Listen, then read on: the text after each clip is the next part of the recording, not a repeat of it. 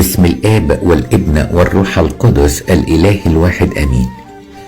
السؤال اللي احنا هنسأله من أسئلة المسيح اللي جه في إنجيل معلمنا ماري مرقس الإصحاح 8، المسيح بيعاتب أو ممكن يكون بيوبخ وبيقول كيف لا تفهمون.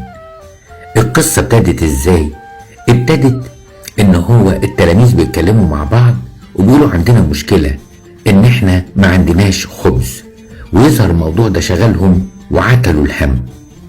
فالمسيح بيقول لهم في معجزة اشباع الجموع التانية كام سلة اتبقى فيها خبز؟ قالوا له 7. قال لهم يعني انتوا فاكرين ان بشوية سمك قليل وشوية خبز قليل اكلنا الجموع واتبقى 7 سلال؟ قالوا له قال لهم كيف لا تفهمون؟ معقولة بعد كل اللي عملته في حياتك اللي قبل كده عاتل هم بكرة؟ معقولة بعد ما أكلتك وشبعتك النهاردة بتقول مفيش خبز؟ إزاي ما بتفهموش؟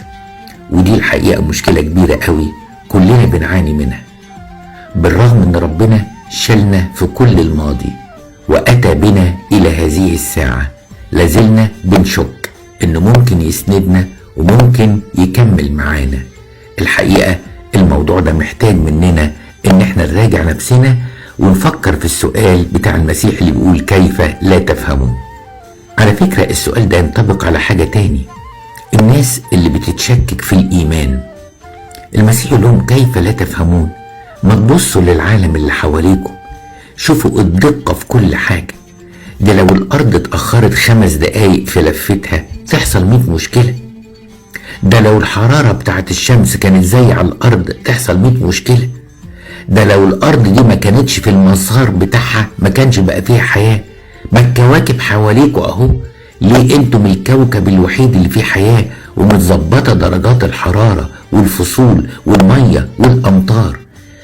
فكروا ان في مية مالحة يعيش فيها سمك، لو اتحط السمك ده في مية عذبة يموت. الله، ما تفكروا ازاي غصن القمح ده اللي طالع سنابله في يوم شمس شكلها زي سلاسل الذهب في الغيطان، سليمان نفسه ما كانش بيلبس في بهائها. ما تفكروا، افهموا، لان كتير قوي ناس ما بتفهمش. افهموا حتى من الزلازل والأوبئة إن ممكن أكون زعلان وده لفت نظركم للتوبة. افهموا. لماذا لا تفهمون؟